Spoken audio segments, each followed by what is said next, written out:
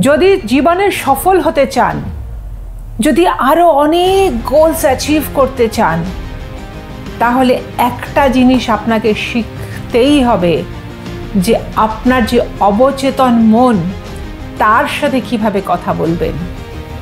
আমরা জীবনে অনেক কিছুই শিখে থাকি কথা বলার জন্য। মাস কমিউনিকেশন শিখি, পাবলিক স্পিকিং শিখি, ছোটবেলায় মা বাবা শেখায় বড়দের সাথে কিভাবে কথা বলতে হয়, টিচারদের সাথে কিভাবে কথা বলতে হয়, বসের সাথে কিভাবে কথা বলতে হয়, রাস্তায় কোনো স্ট্রেঞ্জার দেখলে তার সাথে কিভাবে কথা বলতে হয়। কিন্তু নিজের অবচেতন মনের সাথে কিভাবে কথা বলতে হয়, সেটা আমরা কেউ জানতে চাই না। আপনারা ভাবুন তো, সারা দিনে আমরা সবচেয়ে বেশি নিজের সাথে কথা বলি না, যেটাকে আমরা বলি সেলফ টক। খালি বসে থাকলে, চুপচাপ বসে থাকলে কিছু না কিছু তো ভাবি।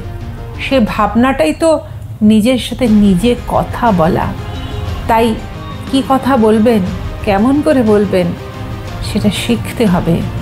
আর যদি একবার শিখে নিতে পারেন না যে অবচেতন মনের সাথে কিভাবে কথা বলবেন, তাহলে দেখবেন যা গোলই আপনার থাকুক না কেন, আপনি যেখানে পৌঁছতে চান না কেন, সেই সফলতা আপনাকে হাতছানি দেবে।